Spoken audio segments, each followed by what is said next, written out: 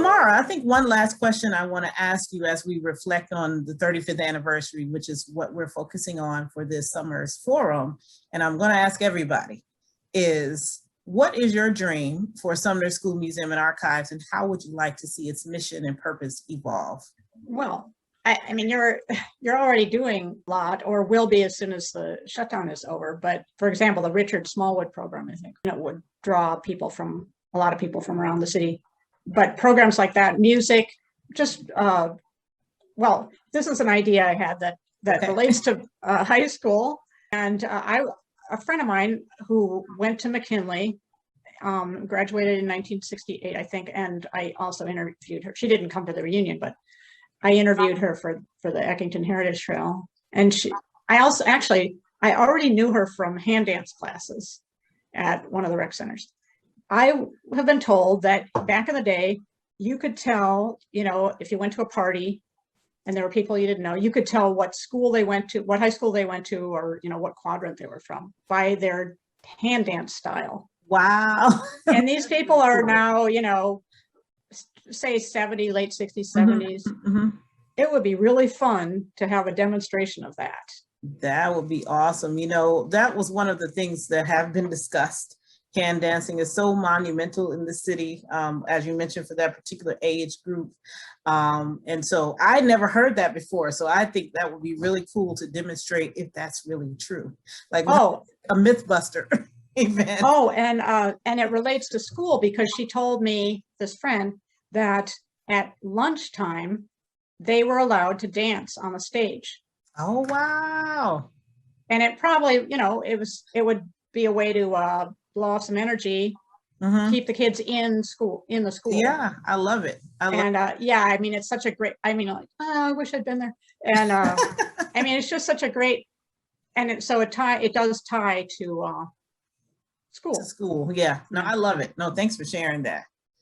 Okay, well, I think just some of these, it's such a beautiful building, and so, there's some great spaces in there that there's lots of opportunities for programs that would draw people into the building, and then they can see that what all is in there. I love the aspect of really kind of bringing the collection alive, just within the time I've been at Sumner, which is now 13 years, the big chunk was making sure the material was saved, that it was preserved, and that we increase accessibility.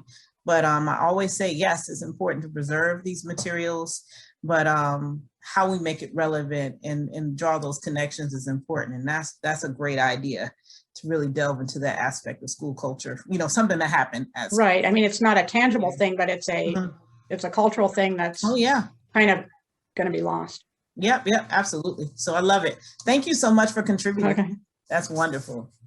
Okay, well, I'll be there, even though I didn't go to high school in the district. I know that's right. Awesome.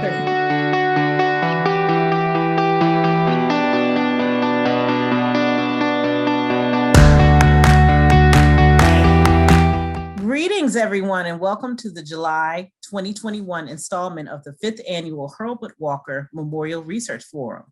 We are celebrating the 35th anniversary of Charles Sumner School Museum and Archives. And this summer, as part of our annual forum, we are acknowledging and celebrating the roots of our organization, its evolution, and the future. Last month, we spoke with Anatol Steck, one of the museum's very first staff members, and he shared significant details about the museum origins, with emphasis on the collections and the founding. This month, we will talk about the relevance of the Sumner Museum archival collection through the lens of Mara Cherkasky. Mara has been an avid researcher in our collection for 15 years or more. She has been involved in some amazing cultural projects throughout DC and currently engaged in some exciting work related to documenting DC history and culture. Before she joins us, I would like to take a few moments to share some biographical notes with all of you. Historian and writer Mara Cherkasky is the co-founder of both the historical research firm Prologue DC LLC and the digital public history project called Mapping Segregation in Washington, DC. Her other projects have included exhibit panels, books, and articles for print and online publications, and historic site signage for clients, such as the National Park Service, the DC Historic Preservation Office, and the Public Service Commission of the District of Columbia. For cultural tourism, DC, she has helped produce about a dozen neighborhood heritage trails and previously managed the DC African American Heritage Trail, of which Sumner is actually a part of.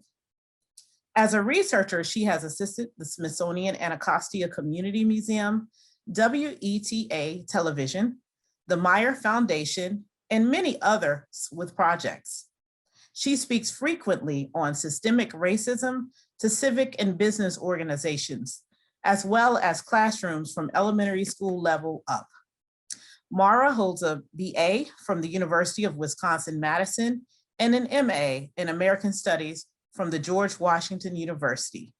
She is a non-resident senior scholar at the George Washington University Institute of Policy. We are so very glad to have Mara with us today. And at this time, I will introduce her into the front. Welcome, Mara. Am I here? You are here. You're in Hi, the Kimberly. frame. I can only Welcome. see. How Thank you are very much. It's wonderful to have you. Thank you so much for joining us on this platform. When we were thinking about this series and thinking about who to bring, I think about who I see most often in the archives, and you are one of those people that has contributed so much to the cultural landscape of DC through your signage with cultural tourism and other projects that we're going to talk about.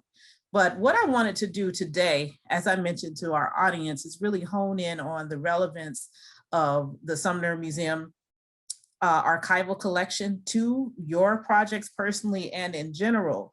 So before I kick off, I know that your time in the archives predates my tenure at Sumner. So I want to just ask you, how did you first learn about and encounter Charles Sumner School Museum and Archives? And do you remember when you first started using the collection?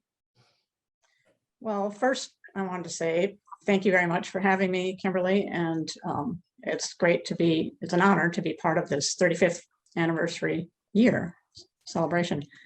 I was thinking back, and I'm pretty sure I started using the archives in the mid-90s. Not for very much, but I was working on an article, or I should go back. I first knew about the building at all in late 1993.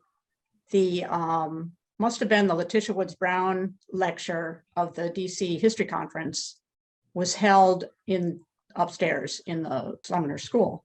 So, and it had opened, I guess, in 1987. And I lived outside DC from 85 to 93. So when I came back, I went to that conference to sort of reestablish contact with historians. And that probably was my first time in the building. And Wow. at that lecture, I spoke with Jane Levy, Kathy Smith, and probably she introduced me to Jane Levy. And Jane asked me about publishing, turning a portion of my master's thesis, which was a oral history of DuPont Circle, into an article. And some of the people I profiled in that article were school teachers. And given Jane's interest in the public schools, because that's what her master's thesis at GW was on, she probably, I don't specifically remember, but she probably suggested that I check the collections at the at Sumner. But so that was the mid-90s. But so can I say this before you move on? There are traces of Jane Levy's work in the collection, so that's highly likely. But I just wanted to pause and just say how endearing it was to hear that from having been away from Washington, DC, one of your first stops was at Sumner Museum, and not necessarily for the research library, but in a space to connect you with other historians and cultural workers. So again, to me, that just speaks volumes about just the output and the impact of the renovated, rehabilitated space to not just serve as, of course, renovating this historic school named in honor of Senator Charles Sumner, but really to be this lively, impactful space that provided that opportunity, honoring Letitia Woods Brown in that space through the lecture hosting portion of the DC History Conference, and for you reconnecting and connecting with new folks in that space. So I just wanted to say that. Oh, sure. And I'm sure that there was some short presentation on the building and the archives, and so that would have introduced me, except I was not working as a historian really except for the article, until 2003, when I started working on the Mount Pleasant Heritage Trail with Cultural Tourism DC and Jane Levy. And I would have used the archive. I'm sure I used the archives then at Sumner because of Bancroft School. And then in 2006, I was hired full-time by Cultural Tourism DC and started working on other heritage trails, and then the African American Heritage Trail. And then that's when I first started using it regularly, 2006. Awesome. So that's a long time, long association with the museum. So more generally speaking, obviously we'll learn more about how the collection has contributed to your work and projects, but I wanted to ask a general question as to why is an assembly of school or education related archives, memorabilia, documents, records, why are they important in contributing to research? Why? Well, to me, yes, public schools are sort of, public schools are one of the central sort of features of society or of any community. In a neighborhood, the school might be the meeting place or the neighborhood center. And so and of course, children go to school. And and people choose neighborhoods by the schools. I mean, schools loom large in life, and society and in communities. So that's one reason why it's important to look at anything to do with the public schools. There's also the bigger story about our democracy we're supposed to be an informed electorate and all of that. And, so all those things to do with education are important to look at more closely, but more specifically too, you always want to look at the specific schools or the how a school got built or what was there before, or all that kind of thing is important in telling any story of a community. Absolutely. The next question I wanted to ask, so that general response about why school histories are important is absolutely the case. There's a lot of activity that goes on, civic and in some cases political, particularly as it pertains to Washington, D.C., as having an elected school board, that was really the launch pad for politicians in the city. Mayor Barry was actually on the school board before he ran for mayor. So that's just one aspect that I think makes DC of particular importance. So I'm going to kick that question back to you in regards to the significance of the Sumner archives specifically and the documentation of DC public education. So that's one part of the question. And then I want to roll into what particular records within the collection have been quite useful to your work. And I know we're going to see some a little bit later, we all will, but I want to get kind of get the conversation going about the Sumner collection specifically and some of the jewels that are there. I'm sure. Well, as you mentioned, the school board was the first elected body we had since 1874. So it's sort of the lead into home rule being returned, at least in a limited way, because the DC elections for the DC council didn't happen until 1974, I believe. And so the school board school board members were elected for the first time in the late 60s. 68, I believe, 68. Okay. Right. And so not that that's necessarily the best thing, but school board, that a seat on the school board was a route to political power in the district.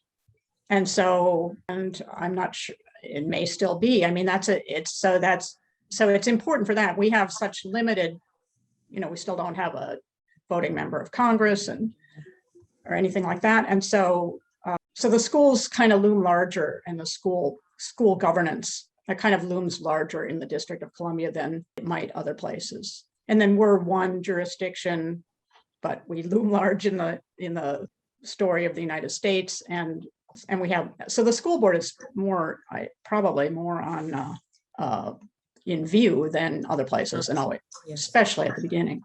Mm-hmm. And then some of the records that I've used the most are the card catalog. There's this great card catalog in an actual card catalog, with little drawers. And that's a catalog of the school board minutes over the years. Yeah. Up to a certain point. And 75-year period. It's from 1910 to 1985. We all love those parts. Okay, so those are invaluable. Mm-hmm. Because I mostly do research on 20th century DC. And so you can look up any person who was employed by the school system or a school. And I used that card catalog and then the minutes recently, I used that quite a bit for 3 projects in particular, which I'll go into later. And I've also used the first collection I ever used, and it's kind of one of my go-to collections, is the vertical files. Mm-hmm. There's a file folder for every single public school that ever existed in the district, I think.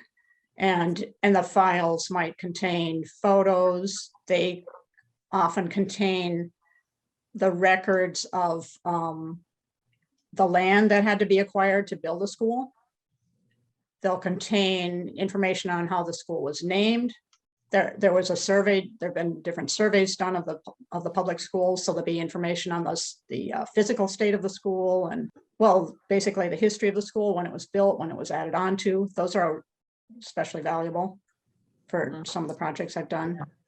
And there may be clippings, depends on the school. Some are more complete than others, but those are always, anybody doing any research on a school needs to look at those.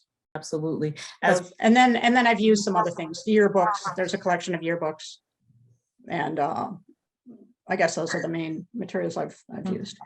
I do want to take this moment. You mentioned the vertical files, and what we learned last month from speaking with Anatol that I did not know is that the origins or the foundation of those vertical files were started by Richard Hurlbut himself.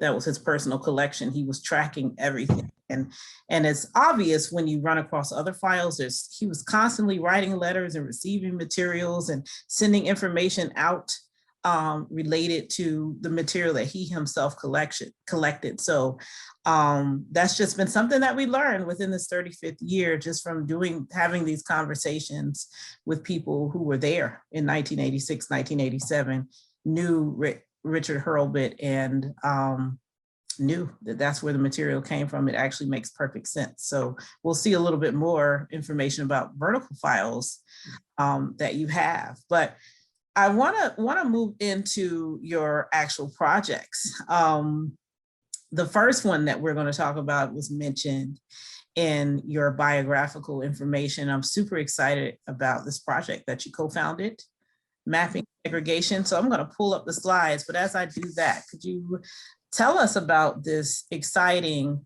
I imagine ever evolving project, Mapping Segregation?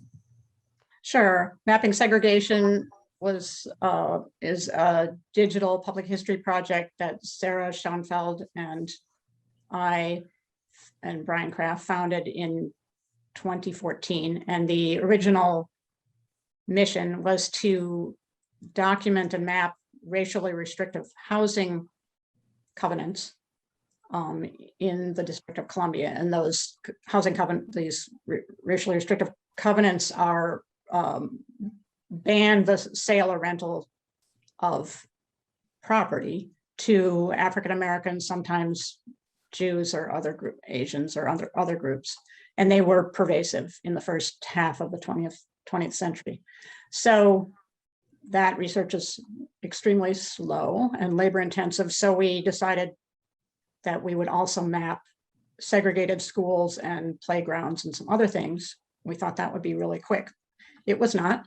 The mapping of schools it was somewhat of a nightmare, but it took me probably 5 years of research, not 5 years intensive research, but it was tricky to document every public school that existed from 1900 to 1954 through 1954, because schools changed names, they got new buildings, they changed division from white to colored or colored to white.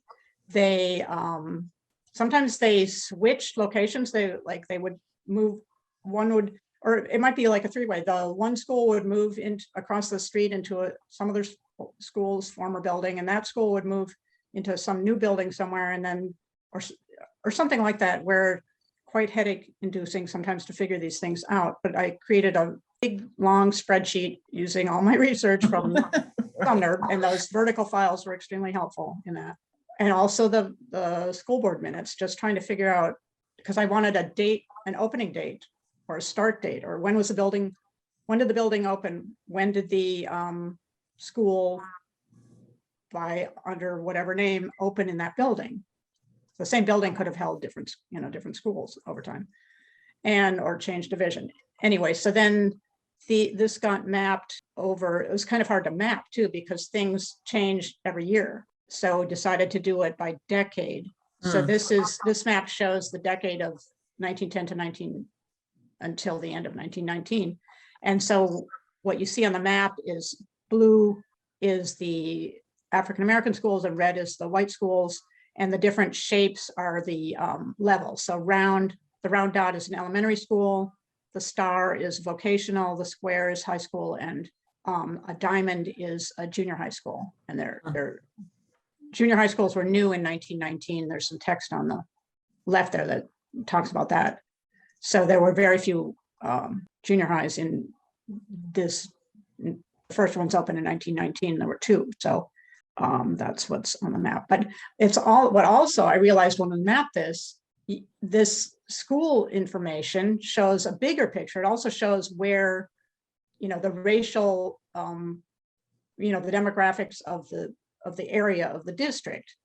So you can see, obviously there's, as you'd expect, there's a concentration of schools, and because there were more people in, downtown, close to downtown, and fewer in the, the outside of downtown. And you can also see it is fairly racially balanced. Very interesting. Yeah. So the next one that we're going to look at is for the decade of the 40s. If the slide will move. No, is that it? That's it. Okay. So now you see. Oh, wow. The shifts. You see that there, east of the river there's more schools, but there's the Deanwood area there's one school for the Berry Farm area that's at the bottom of the map, colored school, and then the Deanwood area, and in between is all white schools. There's one high school east of the river. It was a white high school. It was Anacostia High School. Anacostia, yeah. And which also had a junior high. One of the issues with a map by decade is that it shows it looks like there are 2 white junior highs. There's only one at a time, but because, they both opened in the decade, you can't get rid of, anyway, that's a little, that was one of the headaches that we had trying to figure out how to do this. But then there's one junior high for African-Americans east of the river, but in Ward 7. So, up toward the easternmost corner, which means that all African-American kids east of the river had to either travel up there or travel across the Anacostia River, which is what they did. I mean, that was an easier trip. If you move to the next one, I show how each of those icons, if you click on it, you get a pop-up showing the name of the school, division, the level, the year it opened, and the years. You're saying, so this is obviously the image, but if on the live site, like if you hover over, there'll be a pop-up. Is that what you said? Right.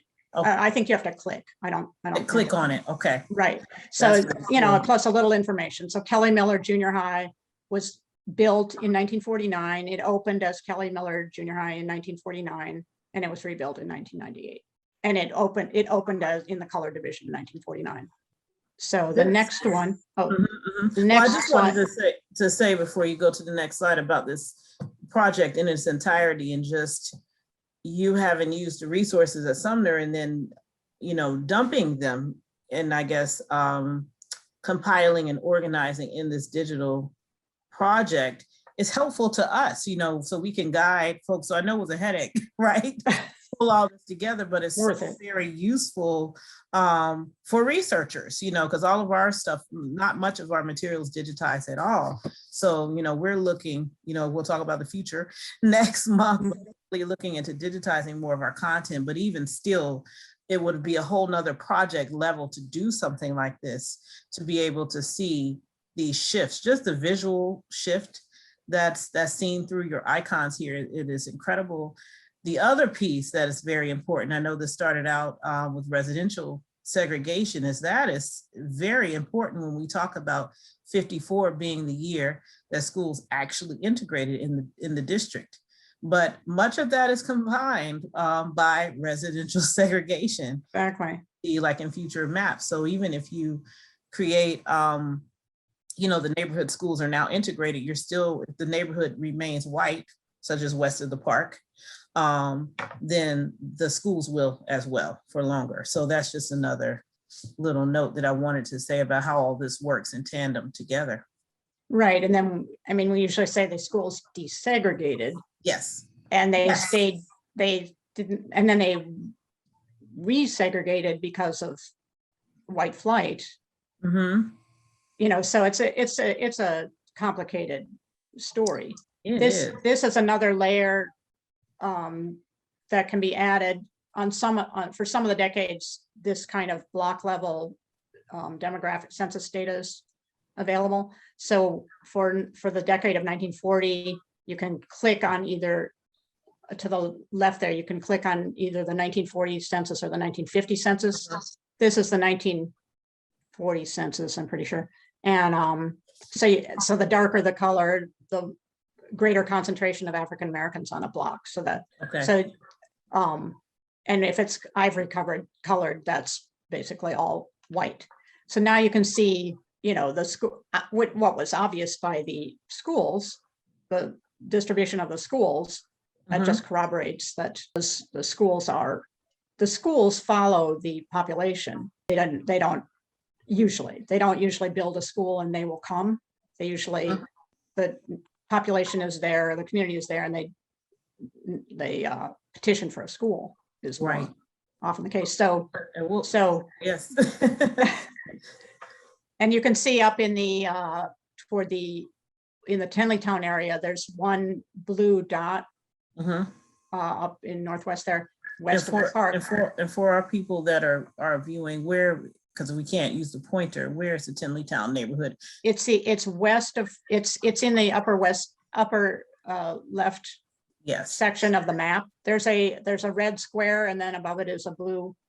So for those dot who are viewing, if you see American University Park, it's nearby there, correct? I can't even. Left. It's in grayscale. Okay. Yeah. But the big gray shape that runs north south. Yep. About a third of the way across to the the left side off from the rest. That's Rock Creek Park, and then just to the left of the widest part of the park. That's what I'm talking about. There we go. But the red square is Wilson High School, and then there's a blue dot and a red sort of on top of a red. If you enlarge the map, when it's live, things are not on top of each other anymore. But that blue dot is the Reno Elementary School, because there was an African-American neighborhood on Fort Reno, what's now the park, Fort Reno Park, which also has where Wilson and Deal Middle School, I guess it's called now, are. But the Reno school had fewer and fewer students as the land was taken for Fort Reno Park and the high school, White High School and White Junior High, but it was still there in 1949. So I think I have another one more. I might have another one of these. Okay, so then that just shows. Oh, that showed. Okay. A pop up again. Shows how you see the pop up. Yeah. Awesome. And then information. One more map about schools to sort of remedy the issue with the 10-year periods there where you can't document change, within the 10 years. This is in 3-year increments. It's a slider map. The trouble with this is that you can't put pop-ups or demographic. You can't layer that. So you can just watch the dots change. Right. Obviously not on this. This is a screenshot of it. But if you look at the mapping segregation dc.org website under the story maps, the slider goes across and you see the dots move around by 3-year increments instead of 10. Awesome. So that's that project. So I want to ask you before we move to the next project is, you talked about kind of the logistical challenges of pulling all the information together. Is there anything that surprised you, I guess, in pulling together? Was there anything that, that you discovered that you were particularly surprised about or didn't know about any of it? Well, I mean, it was surprisingly complicated. And I forgot to say that a document you gave me, from Sumner was really helpful. And that was a survey that was, I can't remember the year of the survey, but it was 1965. 1965. Okay, 1965 was the state data. of it was, I think there was an entry for every single building in the school system and what school was in it in 1965, and if it was vacant, what it was being used for, or whatever. And there was other information about the school year the building was built and that type of thing. Yes. So that was actually kind of my basic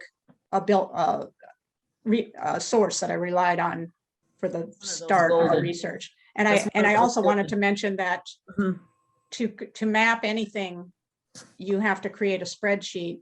Yes. With all the information you want to be mapped, but also, plus a lot of other information. And that spreadsheet is housed at GW.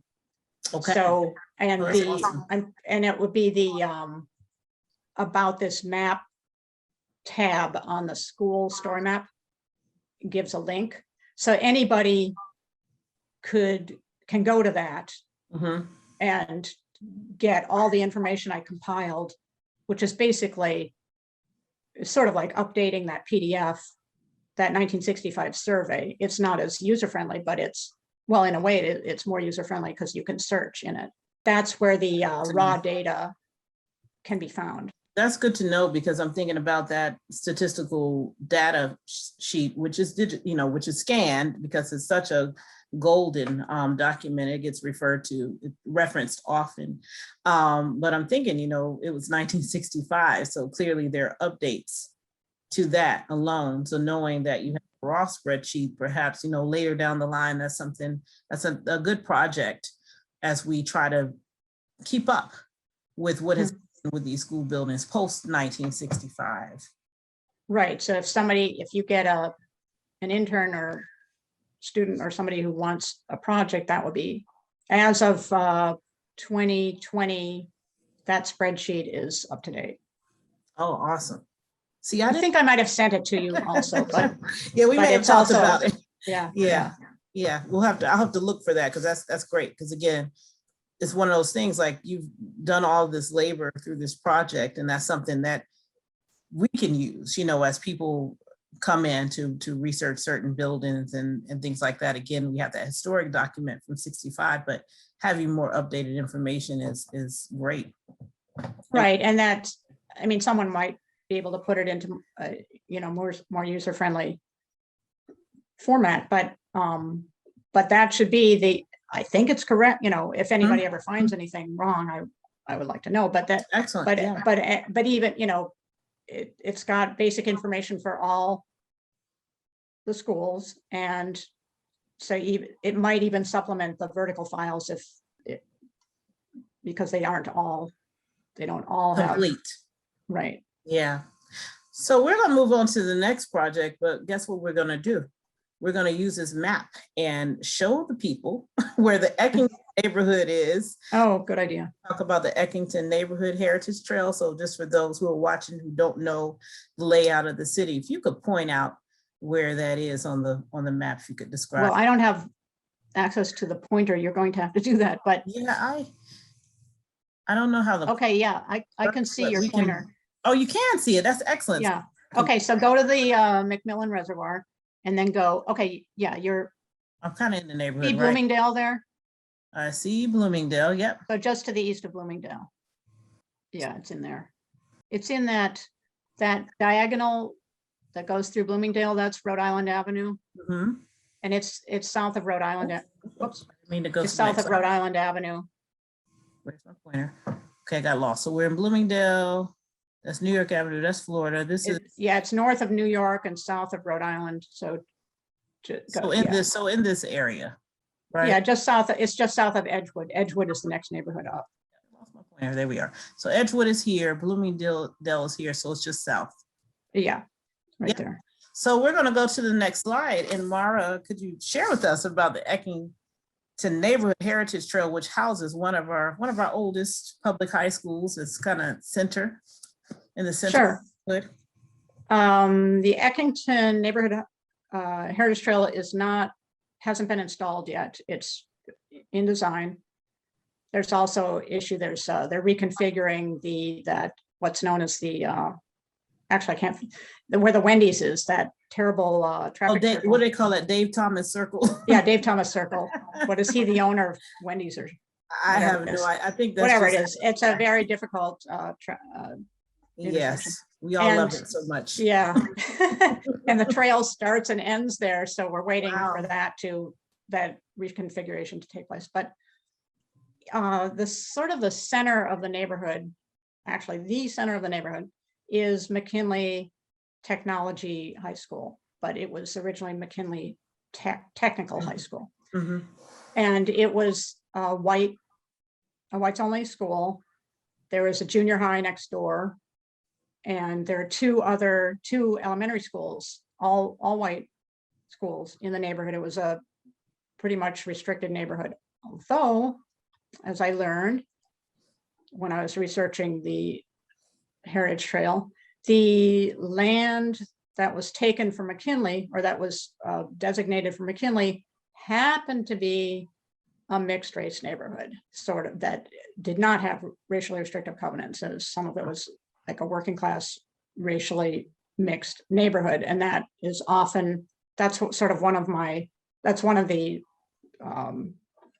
themes I've been researching for mapping segregation, but it also plays into many of the projects I do. The whose land was taken for what? But at any rate, so McKinley sits in the middle. It's on a very large, it's a few blocks square tract, and it's high. It's not the highest part of the neighborhood, but the land keeps rising. It's high. It sits high above the sidewalk, and the trail kind of makes a circle around McKinley, and McKinley is visible from many of the stops on the trail. So the sort of overall history of the neighborhood is that it was founded as a very bucolic retreat, sort of, for upper middle class white people away from the city.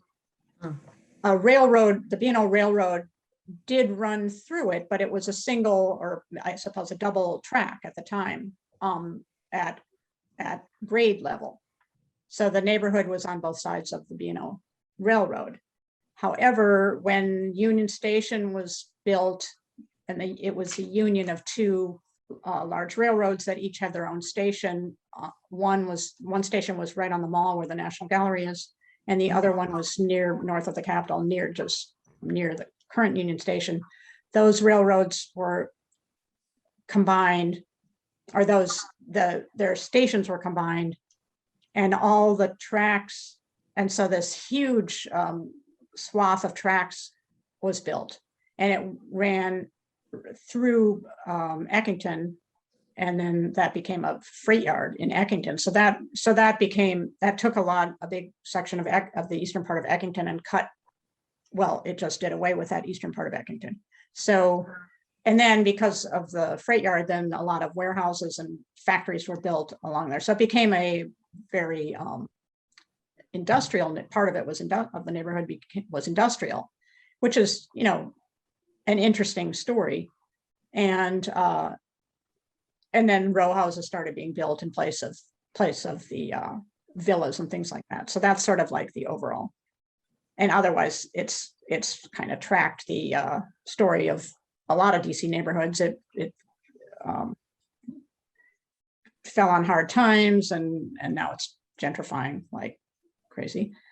It also had its own streetcar when Eckington was founded in 1887 or laid out in 1887. The founder also brought a streetcar to the Soldiers' Home in Eckington streetcar. So it was a streetcar suburb, and so it had the railroad streetcar. It's got major streets surrounding it, North Capitol Street, which got turned into a sort of a highway. It's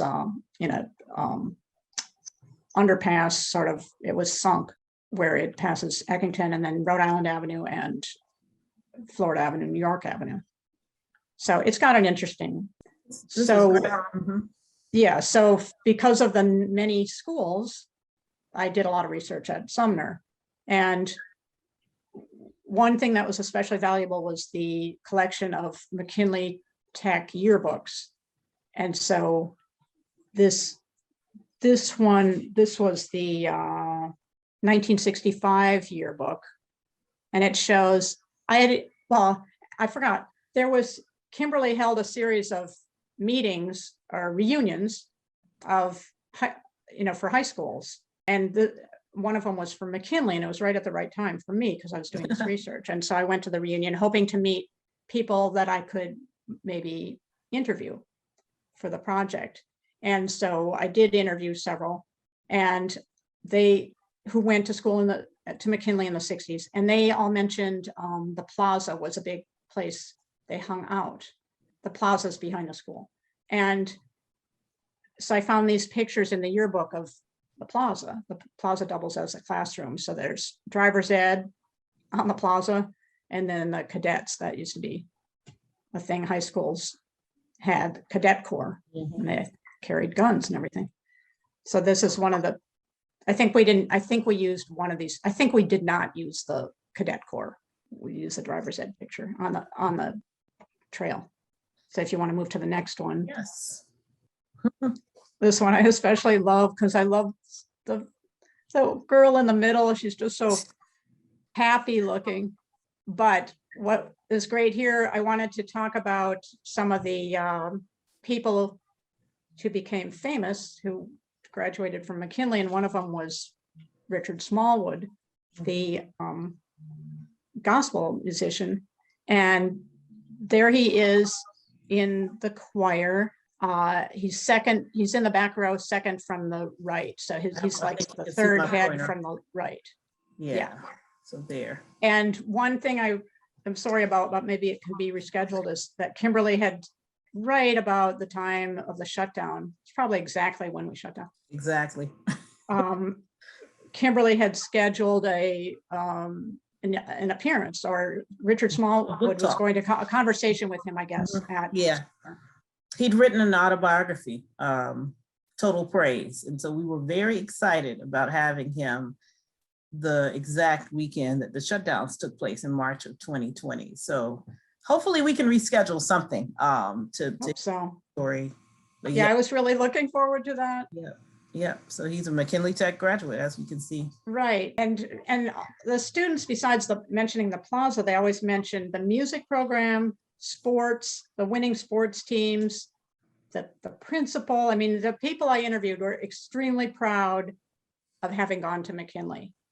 And it was great hearing those stories. And it was great that it was possible to illustrate those ideas with these photos from the yearbooks. There's one more. I wanted to ask a question before we go to the next slide. Sure. As obviously the Eckington Neighborhood Heritage Trail is the overall piece, but did you find that most of the students maybe that you interviewed from the 60s and other actually lived in the community as well? Some did, but people traveled. Yeah, it was like a magnet school. I mean, it was a technical. Yeah. Right.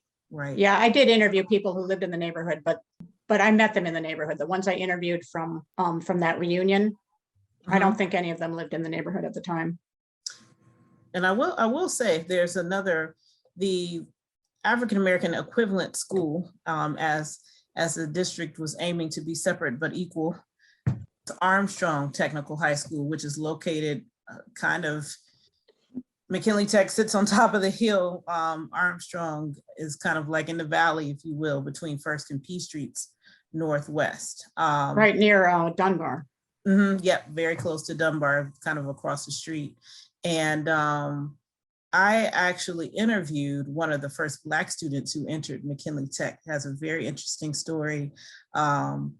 Basically, fall of 1954, letters were sent home to, I think, only maybe a handful, maybe a dozen individuals, basically saying that you are to report to Tech, McKinley Tech, in the fall. So he tells that story. It's very interesting as well. Well, some sort of side stories I got from people who came to the neighborhood working group meetings. That's what we call the group, the neighborhood group that works on the Heritage Trail, about this. McKinley had a swimming pool. And it was whites only. The whole playground was off limits by the 50s and late 40s and 50s. There was a large African-American population in the neighborhood. The whole playground, the whole, schoolyard, playground, the fields, and the swimming pool were off limits. However, at night, some people, if they were, bold enough, climbed the fence and went swimming. Wow. The more, other people had to, who were afraid to do that or whatever, had to walk to Banneker or get to Banneker, and that was a lot closer than people across the river, across the Anacostia, had to go to Banneker, because there was Banneker was the closest pool, like the easternmost swimming pool for African Americans. Right. Until pools were desegregated in 1949 or so. So that, anyway, so that loomed large, because obviously we have these hot summers and people didn't have air conditioning at the time. And so the swimming pool was important. Yes. Yeah. So that takes you into the whole Parks and Rec situation. All this we're talking about, we were talking about the covenants, and then the schools, and then the parks. That's a whole nother piece to this very complex situation. Right. As you mentioned, several, and as we saw on the map, several of these communities were mixed. And right. I remember there was a discussion about the Parkview neighborhood, and that everybody, that there were mixed races, kids played together in the neighborhood. And so there was a situation because the parks were still segregated. So it was a whites only park at certain hours, but there was an issue because the kids were still going to play together. So they were playing together in the streets, which was dangerous. And so they had to, so that kind of forced a tide on certain things, but it's so complicated. It's not just one way or the other. And then you had all these different systems that were playing out. Right. And it was like ad hoc. Parkview, I think this is the only place it happened, but the neighborhood is just north of Howard University and east of Georgia Avenue. And the neighborhood Black people were moving to the neighborhood, fairly early on, but the school, Parkview School, was a white school, and it stayed white. And the playground was white, of course, I guess well, at any rate, so they kind of did this strange experiment, which was to make the playground, let's see, what was it? It was whites only during school hours. And then at 3:30 or whatever time, it was integrated. It switched over. So, yeah. and I don't know if they actually policed that, because there are photographs of supposedly whites only playgrounds, and including the basketball courts, where kids played together, because they didn't have police at all these playgrounds. But I guess if someone complained, the police would come, I suppose. But there are letters to the editor about the kids play fine together. Right. The schools ought to be desegregated, and the playgrounds, obviously. The playgrounds are sort of, because there are no walls around them, they can be treated as open, but they ought to be officially open to everybody. I love hearing those stories where people were protesting like school desegregation, all these things, saying, why not, why does it have to be this way? Because you hear so much like, oh, that's the way it was, and everybody just kind of went along with it, but that's not the case. Yeah. And unfortunately, tragically, there were drownings every year of kids swimming in the river because they didn't have access to a swimming pool. And on top of it, worst of all, you couldn't take swimming lessons if you didn't have access to a swimming pool. And then you go and swim in the river. So there were drownings. Yeah. And even drownings I think in pools, because if you can't swim and you climb over at night, you're not supposed to be there, and your friends might run up, so there are lots of tragic consequences of these stupid rules. Yep. I was going to say one other thing, but no, let's see, what was it? Well, anyway. Do you want to go to the next slide? There was actually violence there was violence around some of the school desegregation. There was also violence around the pool desegregation, especially at Anacostia Pool, which is in Anacostia Park. I've seen some of those terrible images. From Anacostia with the protests and the signs and everything. And then they closed that pool for the rest of the summer. That was summer of 1949, I think. So then no one had access to the pool in the hottest part of the year. Right. So we'll go to the next slide. Okay, the next one, this is a bit later. This is 1981. And as I mentioned, that the former students I interviewed who told me about the winning sports teams. I'm not into sports, so probably a person who's into sports would know all this, but Coach John Thompson, Georgetown, I do, even though I'm not a sports fan, he's famous. Yes, he recruited at McKinley and also other high schools, but I think McKinley was one of his main sources for athletes or basketball players to bring to Georgetown. So here, this is two different photos, but so the future Georgetown athlete, William Dunes Martin, is number 45, who is dunking the basketball. He was recruited and went to Georgetown. Okay. And then they're playing against Dunbar. That's a great image. It captures it's really a great image, yeah. And these are from the yearbook too. That's from the 1981 yearbook. So, Coach John Thompson, who we lost last August, I believe, 2020. Right. He was from DC too, so connected to all of these players, the whole basketball culture within the schools, prior to becoming the head coach at Georgetown. So I'm wondering, I'm sure that made a great impact on his recruitment efforts. Right, and he is a storied coach. Yes. Who really, he really knew, he so empathetic and really knew how to, work with his, the students or the players. And there's some really interesting stories about how he could, he was respected both by, there's a story about some of his players at Georgetown having to do with the notorious Rayful Edmonds, the drug dealer who's still in prison with a big or young businessman, if you want to. He was a very capable business drug dealer. And anyhow, that he, Coach Thompson met with him and asked him to stop, please stop meeting with his or having anything to do with his players, because it was going to mess up their careers and their lives. And Rayful Edmond agreed and went away feeling, apparently, still respecting Coach Thompson. Right. And vice versa. Right. Yep. Yeah, I saw they did a few pieces about him not long after his death. I remember reading that I think it was about a closed door conversation. Yeah. Rayful Edmond. Yeah, it was very interesting. Yeah. So this is a great capture. Did any of this make it to the signage?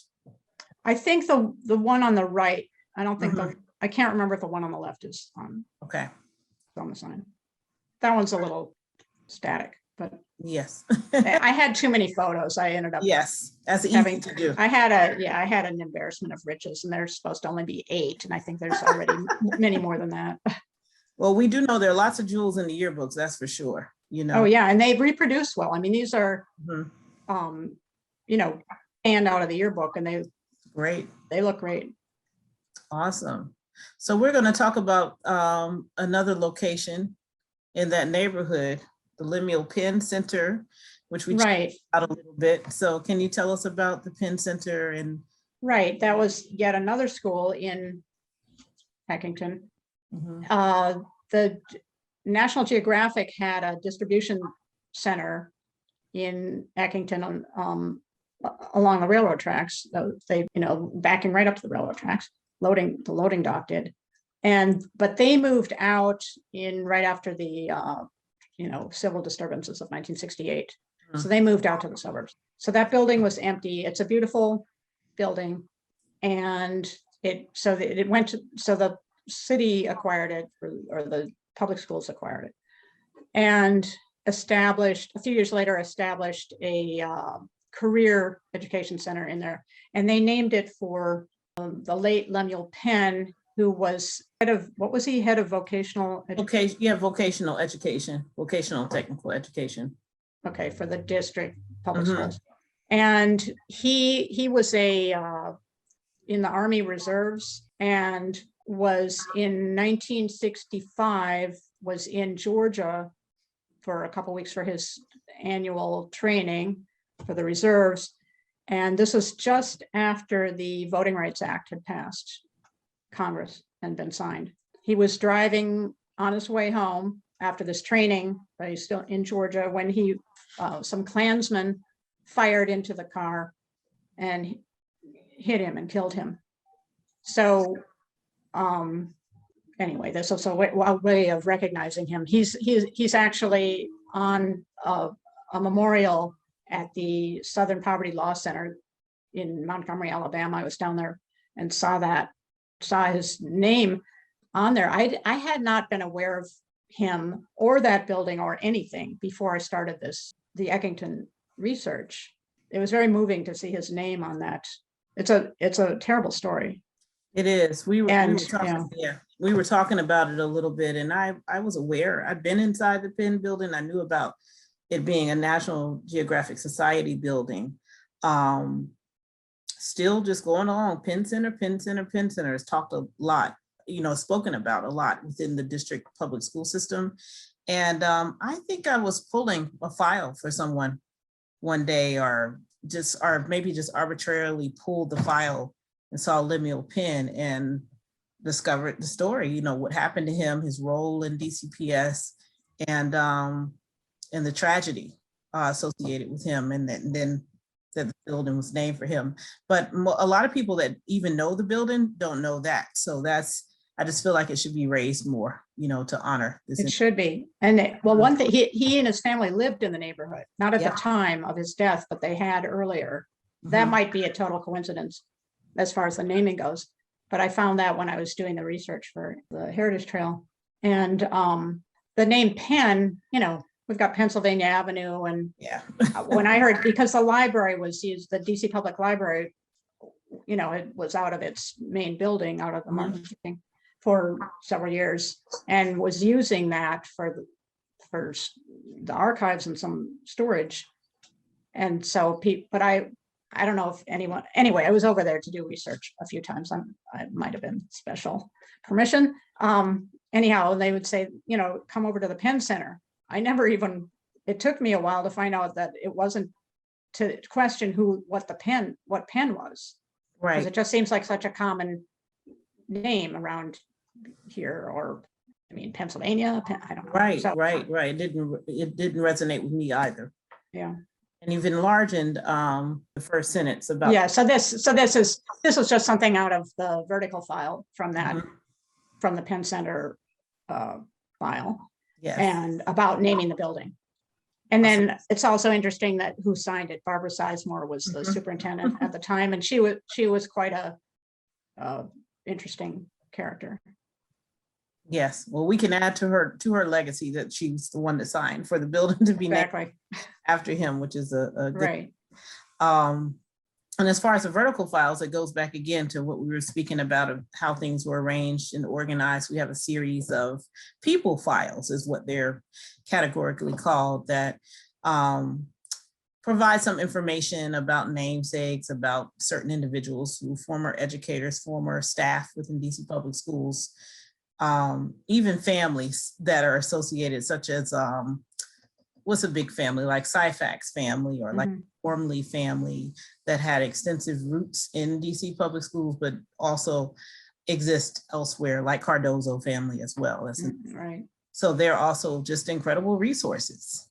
So speaking of namesakes, I think we're down to our third project for today.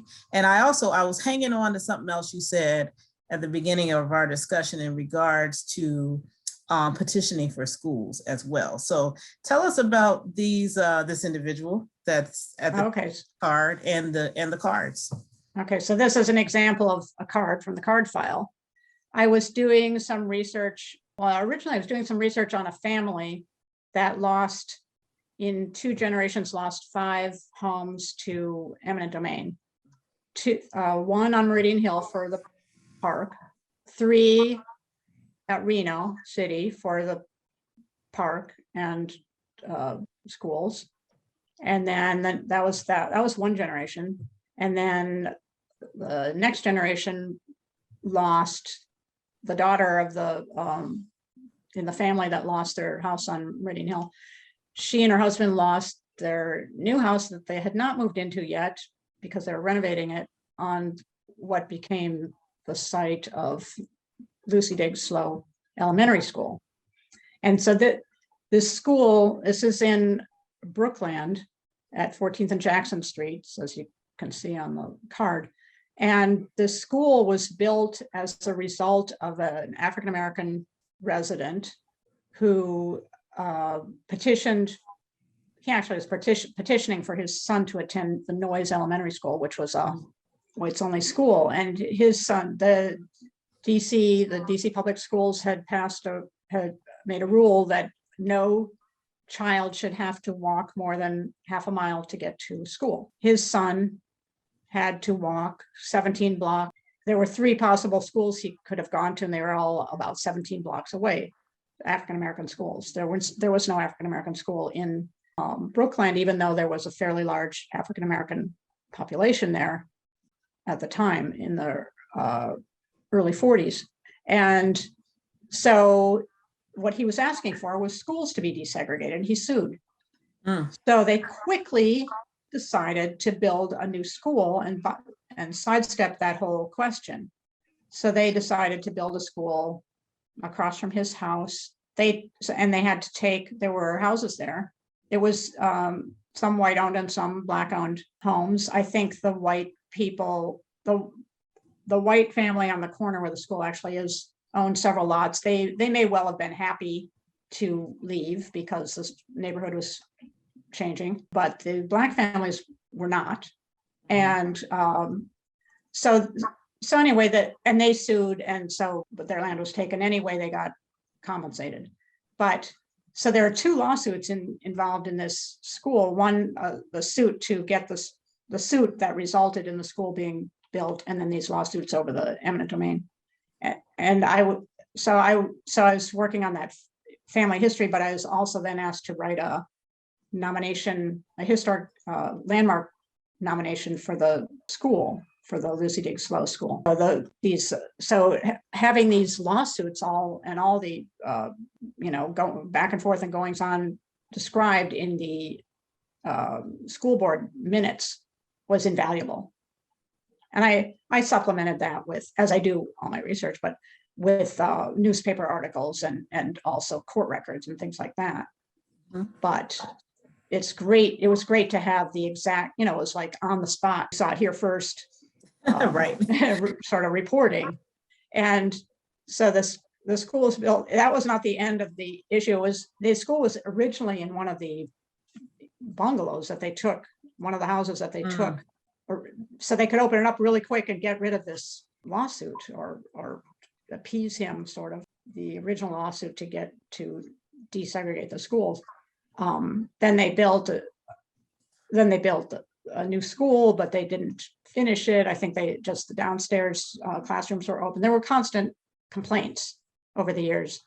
The school was crowded immediately, and the playground was too small, and they didn't build the playground right away, and they needed to. So it went on for years. So here's Julius Hobson is another really interesting character. He's if you're doing a civil rights history of Washington, D.C., you can nickname it the Julius Hobson history because he's practically in every single paragraph.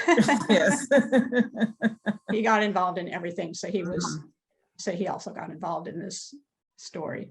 Anyway, so this is examples of the card for a person. And Lucy Diggs Slough was a really interesting person. Mm-hmm. And I mean, we were talking about her, yeah. Mm-hmm. And there's probably, here they're further appeasing the community by naming the school for her, I suppose.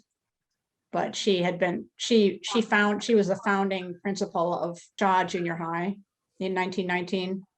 And you can see here, our pictures are on top of it, but where she resigned and died soon after. She probably resigned. She dies in 1937. She resigned as principal of Shaw in 1922, but though she founded the school. But she went to she was at Howard. Yep, in 1922 she went to Howard. Right. She became. That's right. Mm-hmm. And she was a tennis champion and a founder of sorority Alpha Kappa Alpha. Mm-hmm. The famous one that Kamala Harris is a member of, and probably the most famous one, I think. And Dean of Women at Howard. So she was a very prominent person in DC and nationally. What I wanted to indicate about these cards, because we love these cards, I get excited looking at them. And for our viewers who are watching, as you can see at the top, it says Miss LD for Lucy Diggs Slough.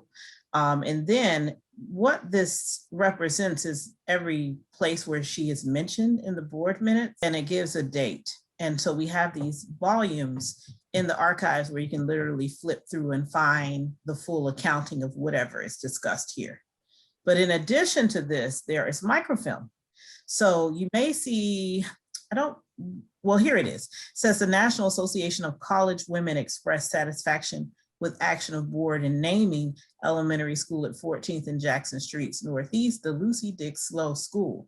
So there is likely a letter that gives all of that information that will be scanned on the microfilm. And okay, I didn't know about that, but I think the letter, can't remember if the language of the letter is reflected in the minutes. It might not be. I think it's just that we received a letter from the National Association of College Women. I think this language is what's in the minutes. So okay, well, that's great. On the microfilm. So then on the microfilm, anytime you see a report or reference to a report or reference to a correspondence from a community member, it's every time it's scanned on the microfilm.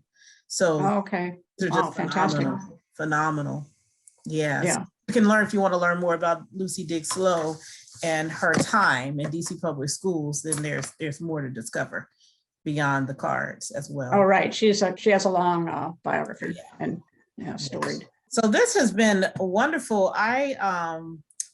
Again, very honored to have you on this platform, Mara. It's Likewise. to you about all of this because, again, another reason for the Hurlbut-Walker Forum, of course, is to illuminate the rich resources in the collection and see how our public researchers, what they've been up to, you know, what they do. So oftentimes we have lots of people that come in and we support the research, and sometimes we just don't know what happens, you know, of all of this. So it's great to hear about the progress and ways in which you're illuminating this rich history all across the city. So thank you for being here with us to talk about kind of the evolution of the collection and how it's been used over the years. Again, thank you so much for having me. Absolutely, thank you. And so I'm going to close right now, and just again, I want to just tell everybody to make sure that you like the video, comment, hit subscribe, and click the little gray bell so you receive notifications. Our YouTube channel is getting loaded up with new content all of the time. Also, if you're not already following us on social media, please do. On Instagram and Twitter at Sumner Museum is our handle, and on Facebook at Charles Sumner School Museum and Archives.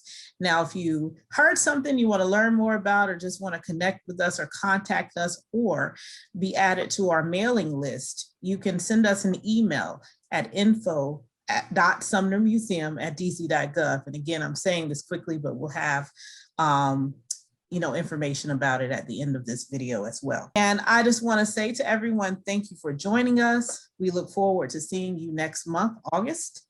We're going to have a live forum where we will gather a panel of several collaborators to discuss how some of our youngest users, as young as second and third graders, have used the archives and how all of this is relevant to future, you know, how we got to get our young folks invested in this history and archiving and learning about this stuff. And since it's going to be live next month, we'll have an opportunity to interact with the guests and ask questions. Again, thank you for joining us. Thank you, Mara. This was wonderful. I thought it was an excellent conversation. But for all of you all that have joined us, please look out for notifications for our program next month, and I look forward to seeing you in August. Take care now.